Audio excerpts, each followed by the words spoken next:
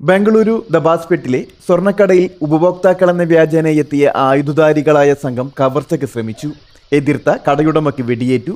വ്യാഴാഴ്ച ഉച്ചക്കായിരുന്നു സംഭവം. കവർച്ചാശ്രമം പരാജയപ്പെട്ടതിനെ തുടർന്ന് അക്രമികൾ ഓടി രക്ഷപ്പെട്ടു. ദബാസ്പേട്ട് ജംഗ്ഷൻ റോഡിലുള്ള പ്രേമശിവ ജ്വല്ലറിയിലാണ് അഞ്ചംഗ സംഘം വെള്ള പിക്കപ്പ് വാനിലെത്തിയത്.